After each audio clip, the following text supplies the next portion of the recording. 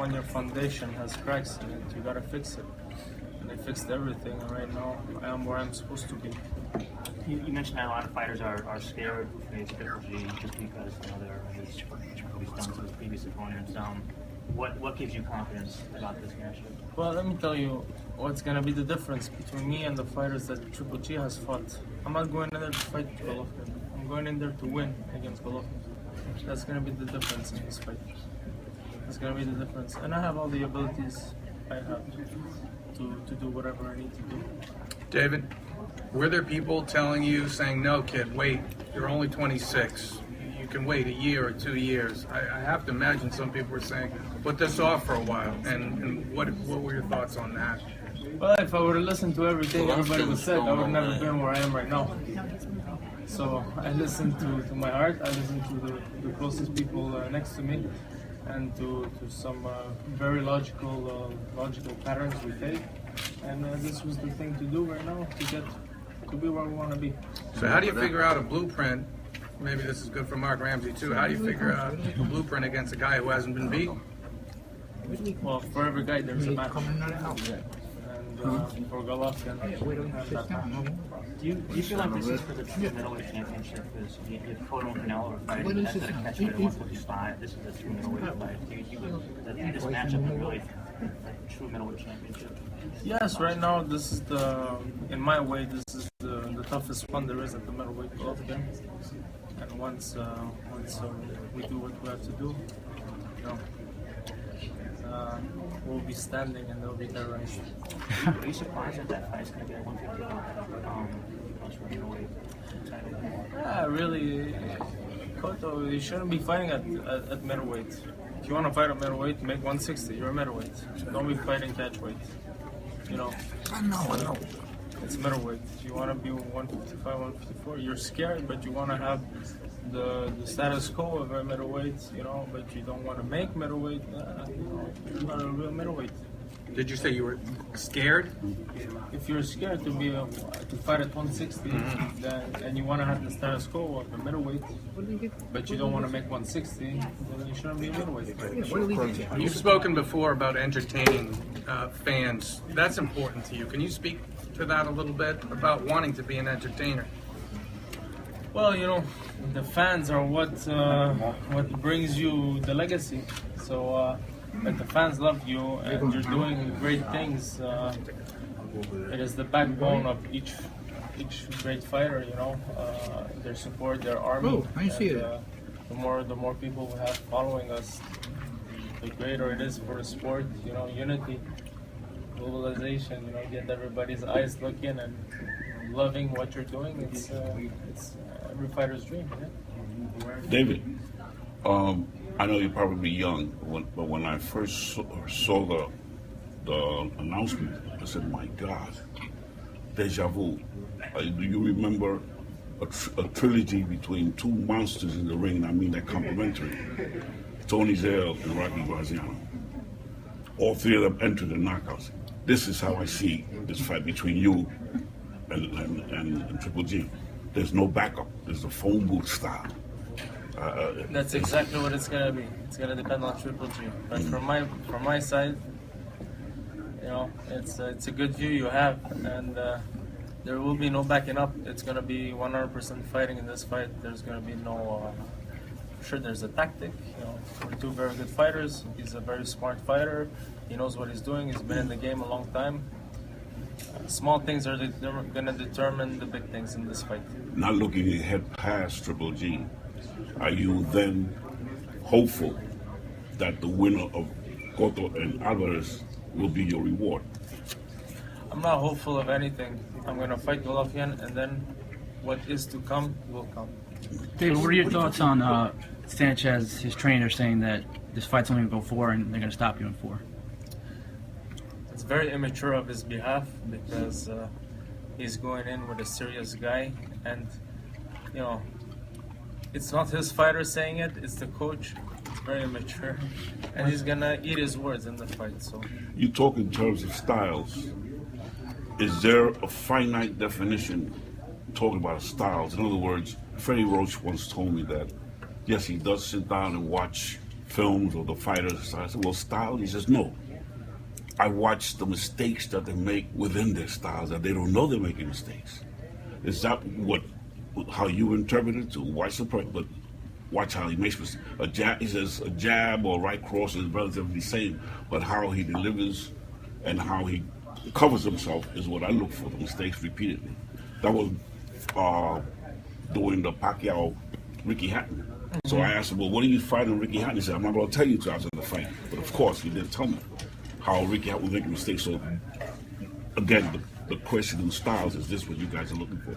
I'll tell you what we're planning and how we're going in the fight. I study the fights with my trainer. We study them in the camp with the sparring partners. We mingle it in there as each fighter that we fight. It's a list.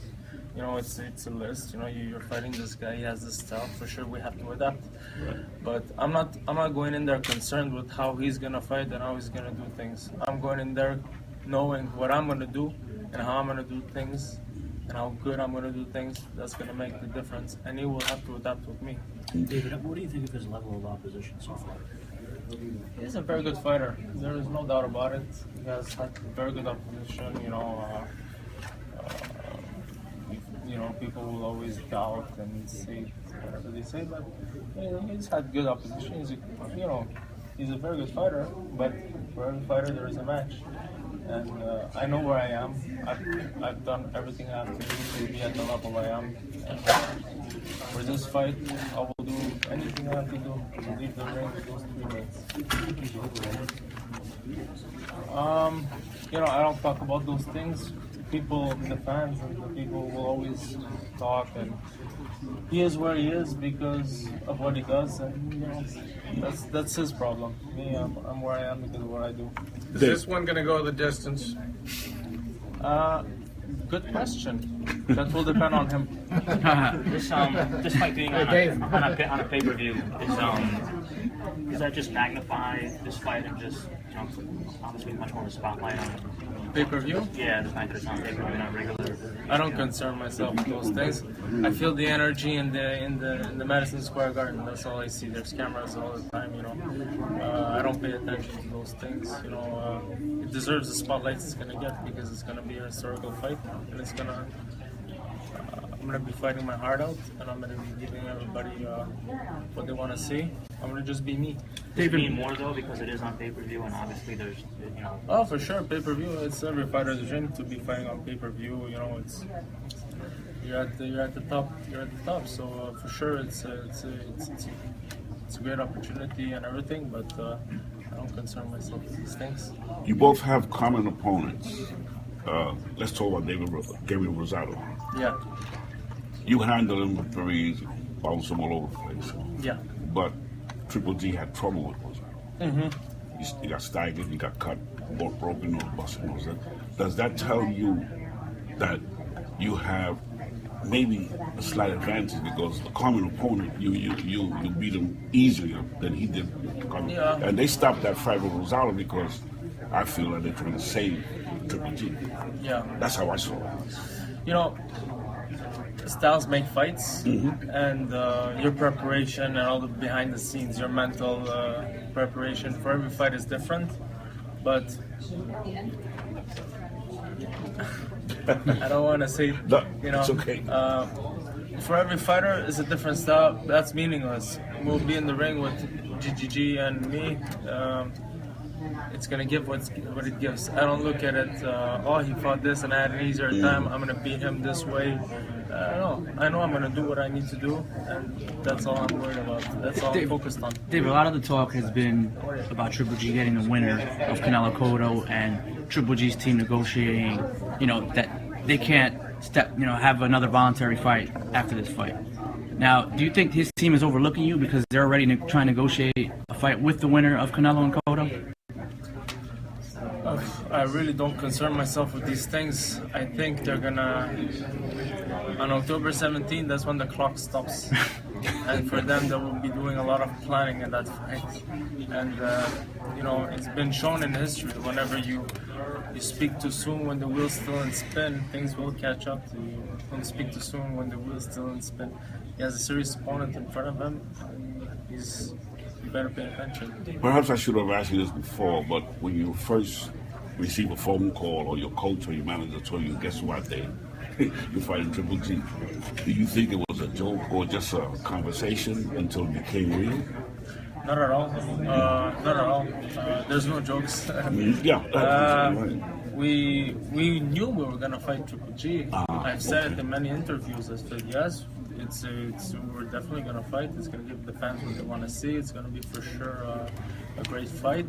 But the timing of it was faster than we expected. But we're very happy with it, and we're very confident going in the fight. There's gonna be we have to adapt and everything, and we will. There's gonna be. No, there's no worries. When I got the call, Triple G, I'm like, Camille called me and he's like, yeah, what do you think of fighting Triple G? Like, wow. Yeah, we're fighting when? When? Next fight. When? Oh, okay, cool, no problem. What's the negotiations? What's this? What's that? We're happy with what we were negotiating with. Hey, let's do the fight. I'm not scared of nobody. I've proven it. I've done it, and I'll do it again. I'll do it for the rest of my life. Camille, when you fought... On a lighter note, hairstyles. Seems to be that everybody in Montreal has the same hairstyle. Alvarez not only last in week. Montreal, around the world. Yeah, Alvarez last week had the same thing. He had the same thing, but in orange.